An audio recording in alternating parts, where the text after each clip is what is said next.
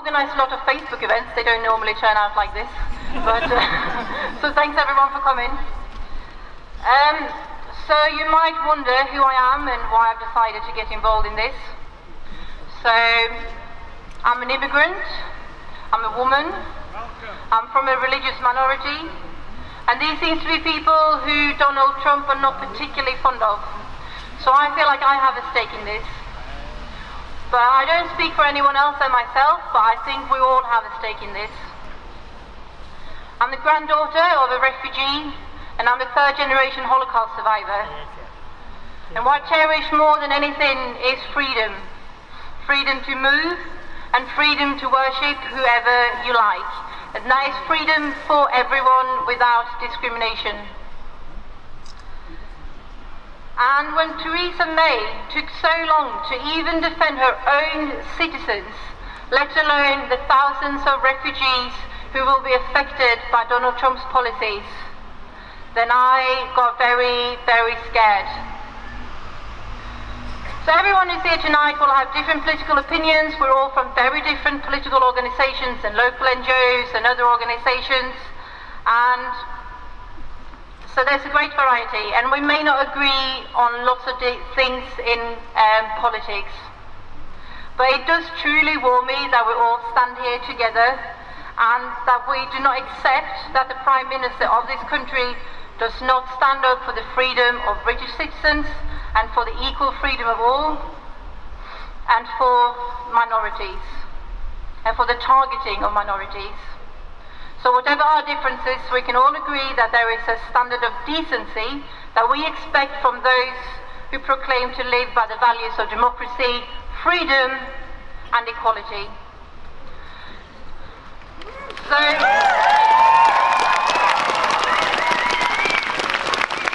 I hope we can show today that we expect more of our leaders. At the very least, we expect that they can stand up for their own citizens, whatever their faith, whatever their dual nationality. I hope we can show Theresa May that there comes a time in history when enough is enough. And I hope we can show those who are concerned about security that they ought to be concerned about the targeting of racial minorities and of the incitement of racial hatred, because that's a security issue that concerns us all.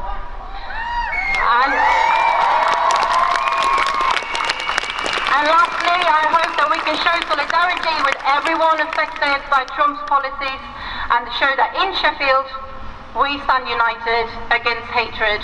Thank you so much everyone for coming.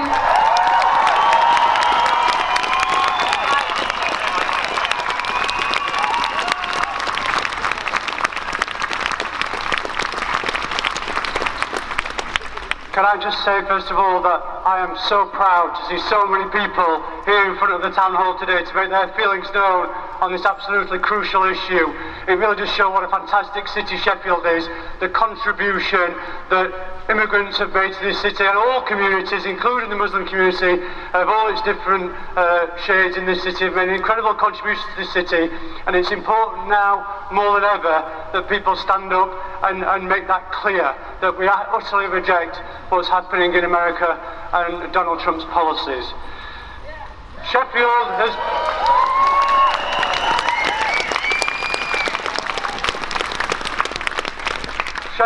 always been a city of sanctuary. We've welcomed people facing persecution from all across the world, including a number of communities from across the Muslim world, and we're all extremely proud to say that.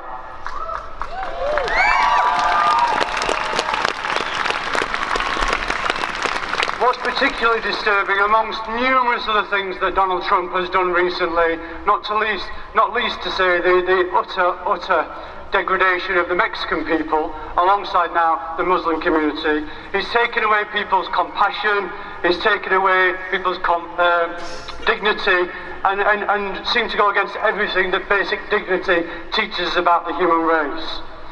The ban on 7 countries with a Muslim majority is not based on any logic or reason whatsoever. It's not even based on any security concerns. You only have to look, if you were even to go down that route, that most attacks in the US have been undertaken by US citizens, not people from other countries.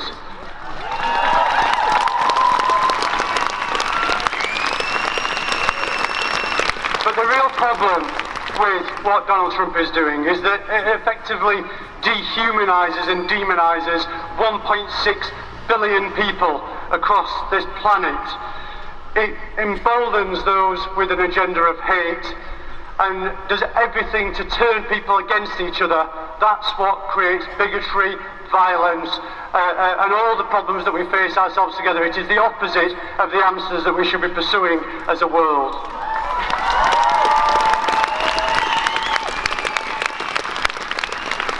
I can't help but reflect that amongst all the different people that I'm friends with and colleagues with, that my son goes to school with, plays football with, Muslims play a valuable part in that friend group for me and my son. And the thought that they will be turned away from entering the United States simply because they follow a particular faith is utterly disgusting.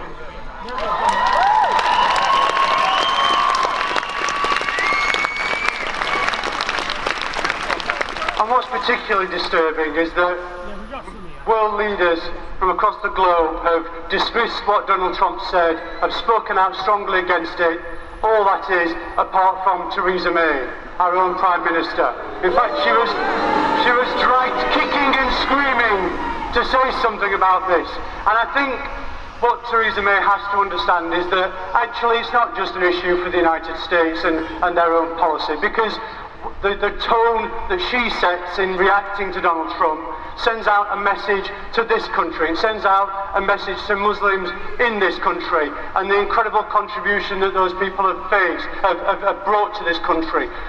Britain is an incredibly international and tolerant country, or certainly it should be. And Theresa May is the first person who should be setting that tone from across the country. So we urge her to make her views, the views of the people of this country, clear to Donald Trump and utterly reject, as you do, what Donald Trump is saying. This is a wrong way to go. It will create exactly the problems he's trying to solve, and it has to be stopped. Thank you.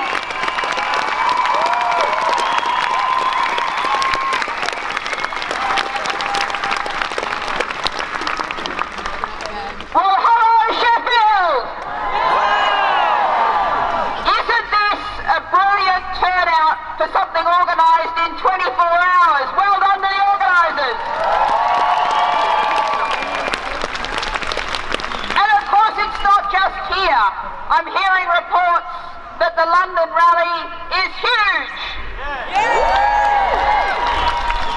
And there are 26 places around England, Wales and Scotland having rallies like this tonight. Big places and smaller places. So let's give a cheer to Preston, who's having a rally tonight. Let's give a cheer to Plymouth and the rally. And all right, let's forget some old rivalries and give Leeds a cheer too.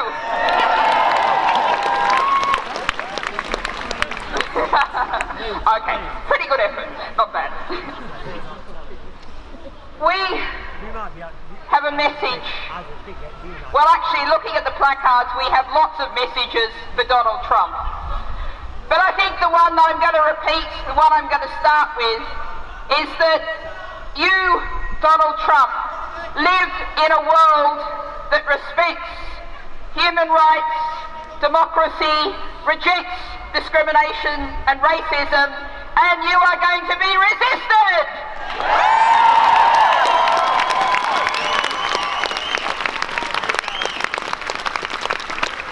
Now it's not just rallies like this around the UK saying this. It is, of course, Germany that's saying this. Well done, Angela Merkel. You know, she explained to Donald Trump just what the Geneva Convention on Refugees actually means. Well done, Angela. France is resisting too, and Canada, Justin Trudeau came out and said, refugees welcome! So what did Theresa May do?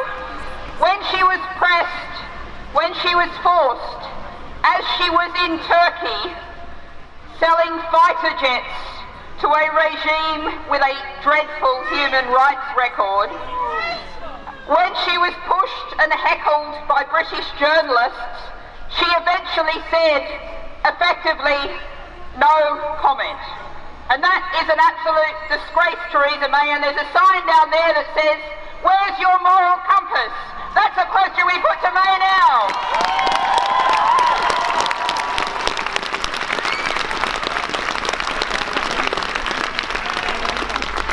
Now the United Nations has just come out and said something we knew anyway.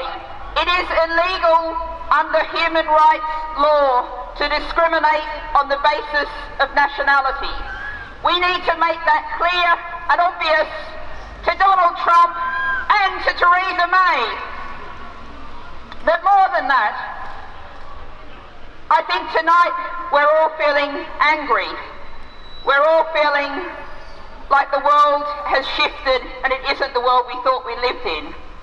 But we've got to focus not just on saying what they, Trump and May and Boris Johnson, are saying that are wrong, but also saying we are determined to hold on to hope, to defend human rights and democracy, and to say we want to build bridges, not walls.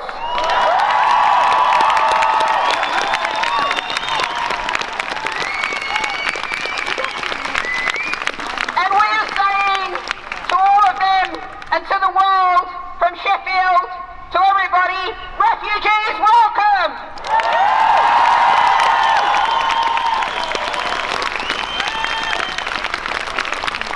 Now Donald Trump didn't come out of nowhere.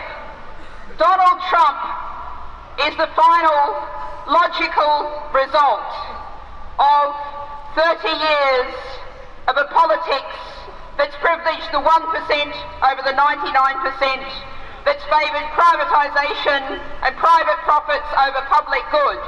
And he is the end point of that. We are going to see the end of this. What we're going to do is build hope, build something better. Tonight, we're coming together to support everybody affected by these racist actions. Support everyone who's saying we defend human rights and democracy. We're all doing politics, and what we've got to do is work together to build different kinds of society that respects human rights, democracy, societies that acknowledge we're living on one fragile planet. We are all in this together, and we're going to stick together and defeat the Trumps and the Mays and all the rest. Thank you.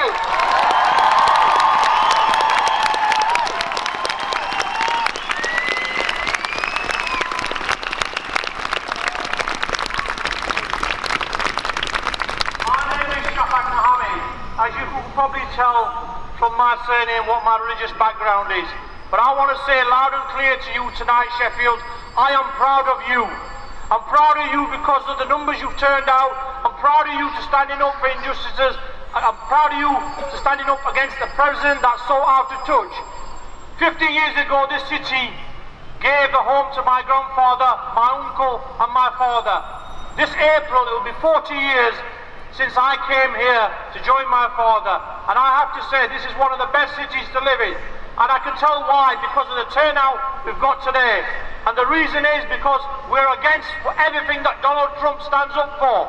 We're against discriminating against whole swathes of society, whether it's a religious group or whether it's countries. How on earth can you ban 7 nations from entering your country? I understand there's a Iranian filmmaker who's due to go to the Oscars, but he's been banned. What's the logic behind it? And I'm amazed by our Prime Minister, and I call it our Prime Minister because she's elected to represent our entire country, although I suspect not many people around this city voted for her. That she was asked 3 times last Sunday whether she was against the Donald Trump's policy, and she did not answer the question. It was only a press release, and I just think there's an issue with someone's moral compass when they have to be asked 3 times about an issue and they do not respond. And I have to say that tonight, Sheffield, Leeds, Preston, Plymouth, everywhere on Facebook, elsewhere, I can see that this country is saying no. And I think our Prime Minister has to heed that. We may well have a special relationship with America. Nobody is against that. But in that special relationship, we have to call things wrong when they are wrong. And I say banning an entire group of people, a religious group of people, and 7 nations. And I'm told it possibly could be further. Other countries could be banned as well. Their citizens be banned from entering America. I think that's wrong. Everything what we've got to do. Today I'm sharing a platform with my colleagues from the Labour Party and the Green Party. I represent the Liberal Democrats and Sheffield City Council. I don't think there's an issue here where we disagree. We may disagree on many others, but on this issue where it is a clear discrimination. The thing that gets me up more angry than anything was last week we in the Winter Gardens commemorated Holocaust Memorial Day, and Donald Trump chose that very day to announce his well thought out, immoral, I would say downright racist policy that he was going to ban the entire society. I just think we all need to stand together and say, Donald Trump, we're against you and your policies, and we will be against your state visit. I'm sorry, we should not be giving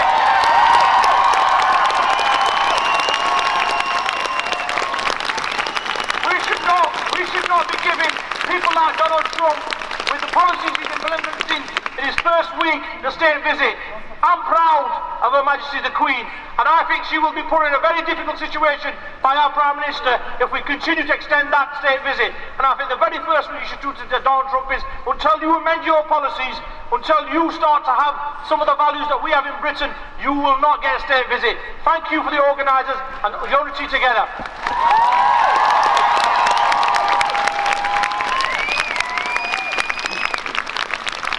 Sheffield! Trump, better out than in! Trump, better out than in! Trump, better out than in! Trump, better out than in! An injury to one is an injury to all! That's why we're here tonight! And I think tonight's demonstration is linked up with the demonstrations that took place last week. The biggest demonstrations that America has seen was the Women's March on Washington last week. That demonstration dwarfed the inauguration ceremony of Trump, and it's driven Trump mad. That's why he comes out with the nonsense that says there's facts and alternative facts. No, there isn't, Donald Trump. There are facts and there are lies. And in the words of Reverend Al Sharpton, the election is over and the resistance now begins. And I don't know if you heard Piers Morgan telling us that we should give him a bit of time. Give him a bit of time, he said, because you might like some of the things he does. Well, I don't know about you, 10 days on, and I am appalled by this misogynistic, racist bully, and we have to stand firm against it.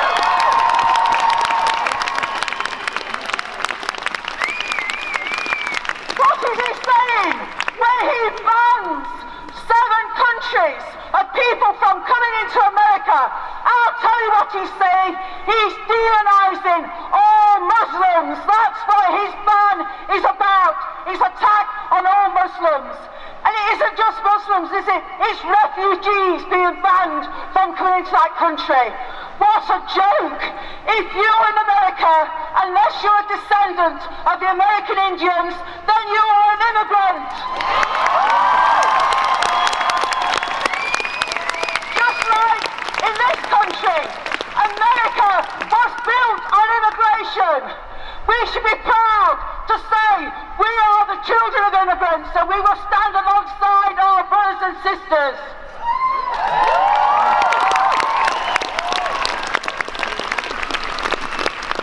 And just like in the 1930s, the kind of things that Donald Trump is doing, saying they will have a register for Muslims, does he remind you of something?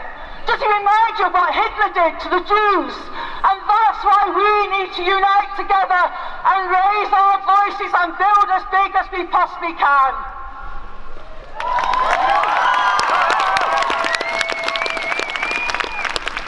And next week, we have a fantastic man who's coming to speak in this city. His name is Mozambique. He is a man who knows what waterboarding's about, something that Donald Trump seems to like. He's a man who was locked up in Guantanamo Bay without charge and without trial. And you should come and listen to what that man's got to say next Tuesday at the United Reformed Church. And also, I want to say to you, I don't know what you think, right, but if this continues, I think we should come back here on Saturday for another demonstration. And if you agree with me, then cheer loudly.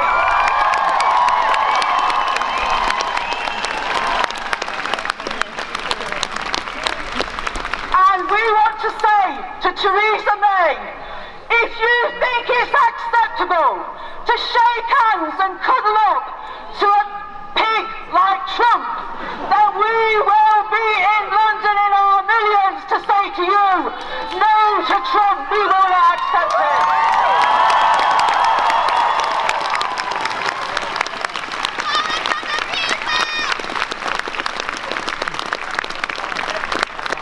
And so I say to you, what happens in America matters, because what these people are doing is normalising racism. They're trying to make it acceptable. It's no coincidence that we saw the attack on a mosque in Quebec today. It's no coincidence we saw an attack on a mosque in Texas. This is a consequence of this kind of nonsense. But I tell you, in the 1930s, Hitler was not the logical conclusion. Actually, if people had stood together, we could have defeated him. And actually, we need to defeat Trump now. I urge you to get involved. Join Stand Up to Racism. Come to the meeting next week. Come on the protest next Saturday. And come to London to meet Trump.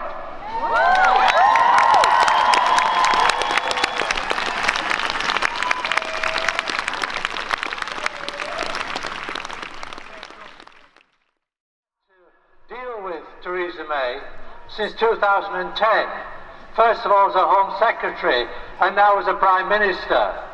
And she's not standing up to Trump because in fact her own policies here are very like the kind of policies that Trump is getting in the States. In 2012, Theresa May announced that she wanted a hostile environment created in the UK against asylum seekers, immigrants or whatever. What followed then, you remember this, Theresa May were responsible for the go home vans that toured London to actually try and tell people to go home. That was a slogan used by the National Front in the 1970s. That's Theresa May as Home Secretary. Secondly, Theresa May in 2014 deported thousands of students who come here to study, arguing that they were here illegally. Sorry, they were here illegally. And sorry, I'm interrupted. Thousands of students who she said were here illegally, and they were deported. The Supreme Court a few weeks ago said that that was illegal. She shouldn't have done that. And technically, she should actually send for them all to come back. That's Theresa May. Thirdly, in 2014, the Home Office and the Foreign Office took the line that in fact they ought to withdraw rescue ships from the Mediterranean. And they actually had the notion of let them drown because it'll deter other asylum seekers coming to the UK. That's Theresa May. Last year in the Mediterranean and Aegean, 5,000 men, women and children drowned trying to get to Europe. That's Theresa May. So I think if we think about this campaign, we ought to not just dump Trump, but get rid of Theresa May.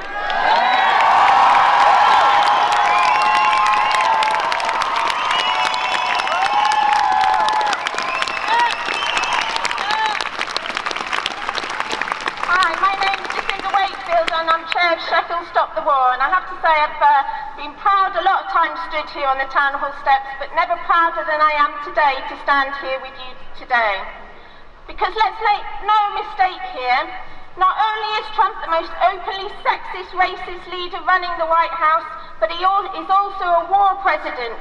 His slogan of American First is in the hands of the Trump team a slogan for aggressive imperialism.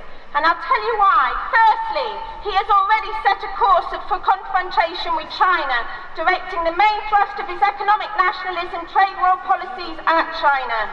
Secondly, he has pledged war to wipe out radical Islamic terrorism, first specifying ISIS as a target. This envisages a sweeping intensification of the doomed 60-year-long war on terror begun by the wonderful Blair and Bush. A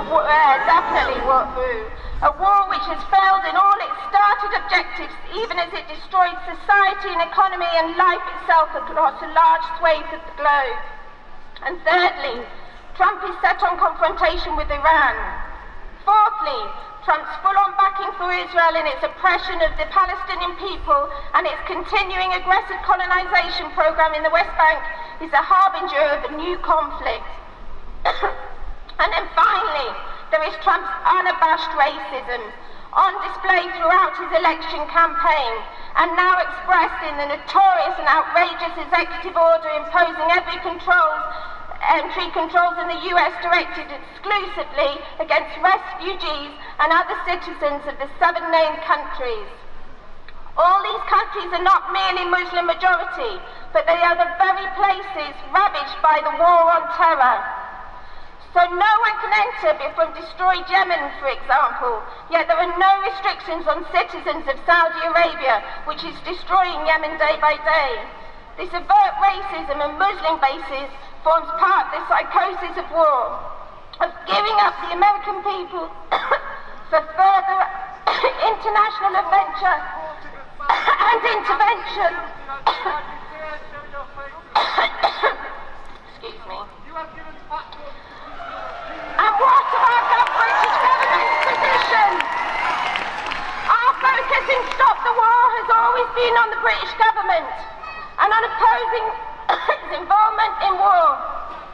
So the response of the May government and its position in this shaken up new order is critical for us. Thank you. The main line from the Prime Minister and Boris Johnson since Trump's win has been a degraded and humiliating attempt to clamber on board with the new regime in Washington. Already this sycophancy towards a racist, misogynist, xenophobic and authoritarian presidency has proved to be a disaster for Downing Street. So our immediate aim is clear. We need to build a vast movement, and we need to start it here, and we definitely have started it here.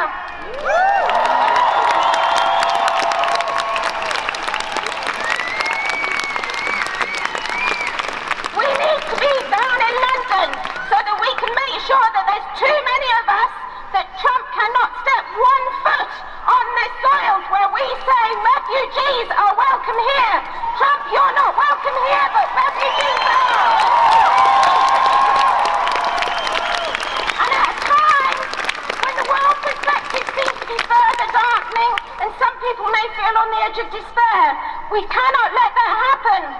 We are seeing hundreds of thousands of people resolute and inspired to protest, march and shout throughout the world against such outrageous bigotry and oppression. Our method has always been to mobilise the ordinary people like you and me. That is where change comes from. That is where we will get peace and justice. So we all need to go back now and organise in our workplaces, in our communities, up and down the streets of Sheffield and get coaches, buses, trains, everything we need to walk if we have to make sure that Trump is kicked out of this country and we bring the refugees. Thank you.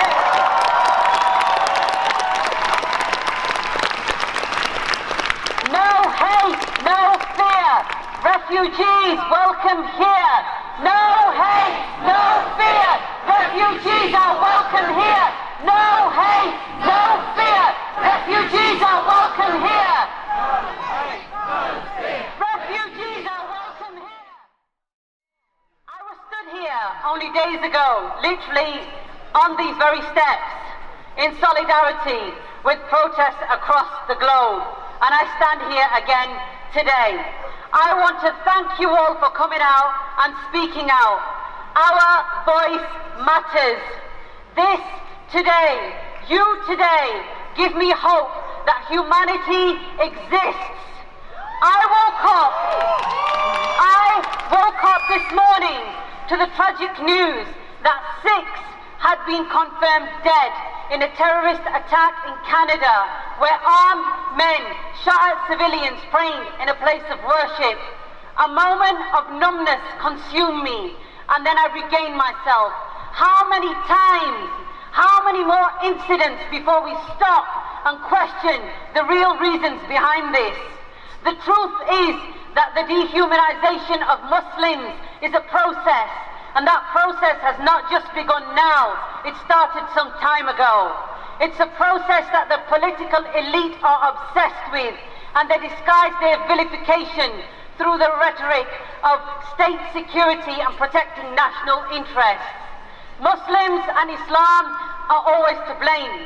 Countless headlines, newspapers, television, hours of television and media propaganda is designed specifically to vilify and demonize Muslims. The war on terror has nothing to do with Muslims or Islam, in fact, and it is crucial that we can see this in context.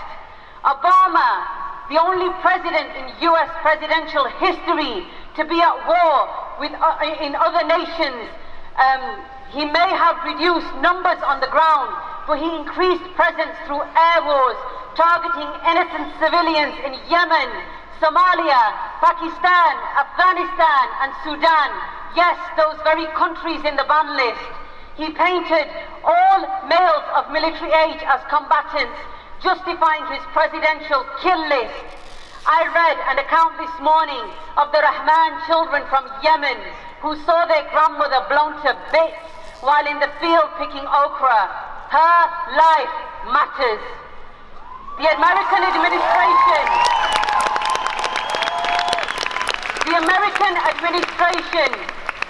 has always maintained that their overseas operations are legal.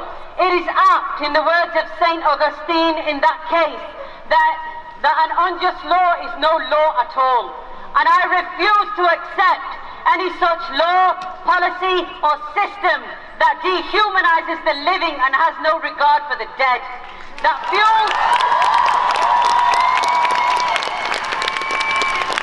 fuels hatred, Islamophobia and racism. The American administration has deliberately marginalized Muslims again and again. Let me take you back to a pivotal point in history. Following the fall of Nazism in Germany and the erection of the Berlin Wall, people on both sides woke up to see the perimeter sealed off, with plans to erect a more permanent divide in full flow.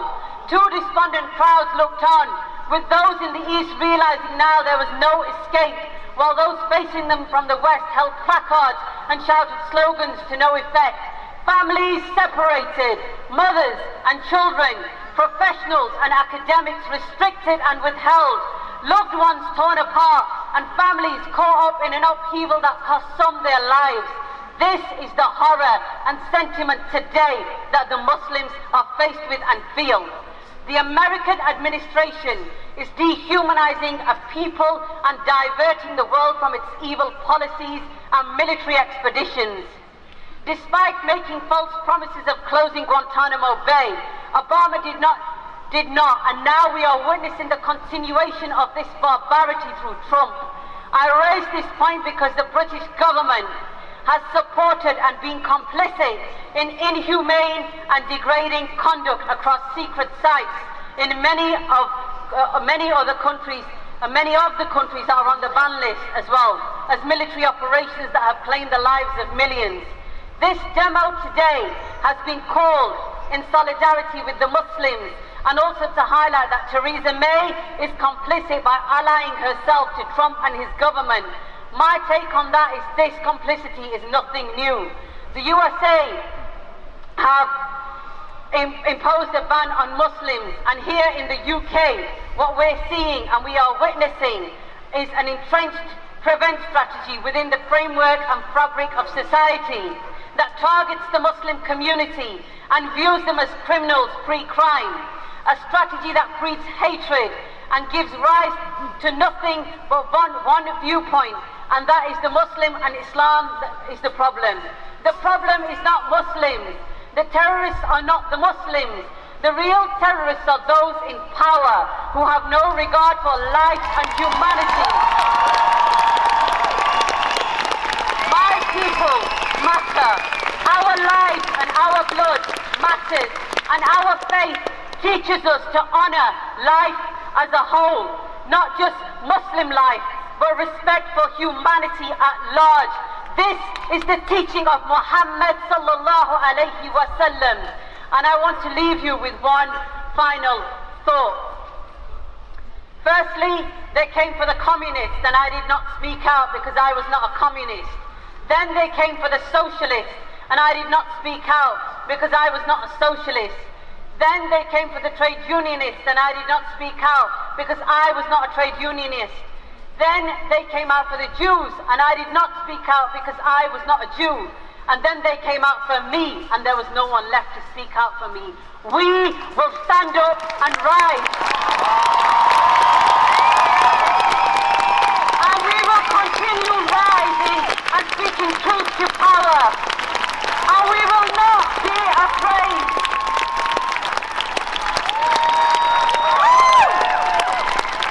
I represent a voice for Muslim women, and I am one of the initiators of a project called Spoken Word Movement. I am an activist in Sheffield, and I am happy to engage and speak with anyone.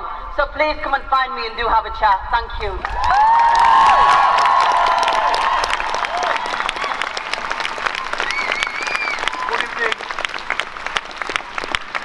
Good evening, Assalamu alaikum wa rahmatullahi wa barakatuh, friends and colleagues. I'm so proud to the organizers who have organized such a wonderful protest here, and our sources said more than 2,000 people are here standing in solidarity with all those people. Thank you to Maxine who have given this opportunity, and the organizers who have given this opportunity to speak to you all here. As my sister said, she is Muslim, she is proud to be Muslim. I'm Muslim, I'm proud to be Muslim, I'm proud to be socialist, I'm proud to be humanitarian who is standing up to all, whether it is racism, whether it is discrimination, whether it is anti-Semitism. But it's not only here.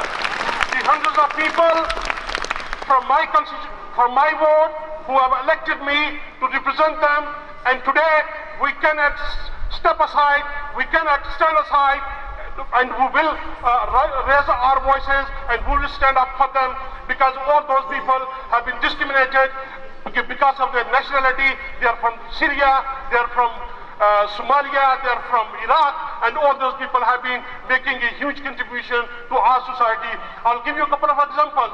Sir Mo Farah, who is the proud Somalia national, who is making a huge contribution to the sport in our country. I will give you another example, another Somalian who is the immigration minister in Canada. We all people are making huge contribution to our society and making a huge contribution. Being a student of law, I had to read the American Constitution as a comparative study with other constitutions. The foundations of the American constitutions are based on human rights, civil liberties, the legislation without discrimination, and there is no room for discrimination. And how come Donald Trump can legislate a law, can pass a directive order based on discrimination? I condemn this, and I condemn from the wholehearted, and many other people across the world, they are condemning. As the world leaders, they are also speaking out, making sure that the messages get across to Donald Trump, who is able to revoke that his decision and his new directive. But when I see all those laws all those foundations of the Constitution, independence of judiciary. But in America, the black movement, rights for black movement still continued. The Black Lives Matter and other campaigns still continued. But when I saw the American people, when they elected Barack Obama, they made the history and they made sure that we all are equal. And I was so amazed. But when I lost hope, when in the last election, when they did not elect a woman president, first ever woman president of America. But I had hope once again when I see millions marching on the streets of America next day challenging Donald Trump's ideology. And I must congratulate them, and we must stand with them to make sure that Donald Trump gets the message that this world is equal. We are living in a global village, and we will not tolerate your ideology, which is based on discrimination, racism, and based on nationality, and you cannot discriminate all those people on those bases. My friends,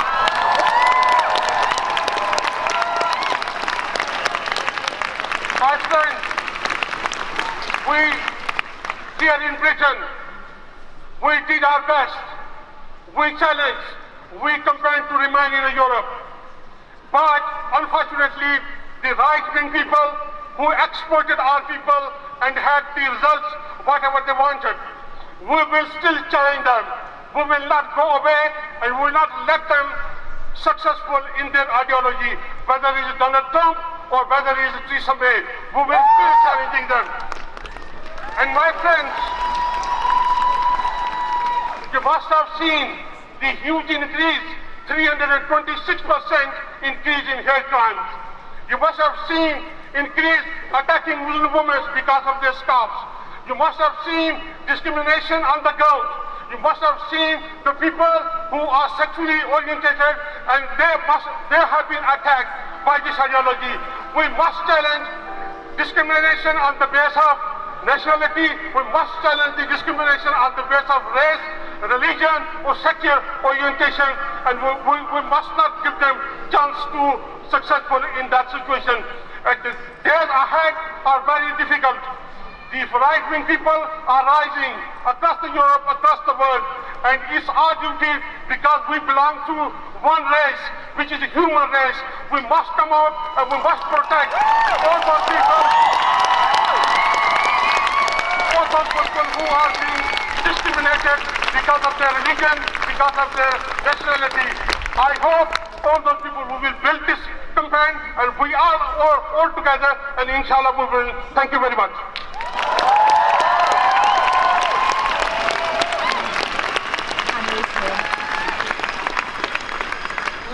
Let's get some chants going. The people united will never be defeated. The people united will never be defeated. The people united will never be defeated. The people united will never be defeated. The people united will never be defeated. The people united will never be defeated. The people united will never be defeated. United will never be defeated. Guys, it's been reported from the BBC that there are 2,000 people here today.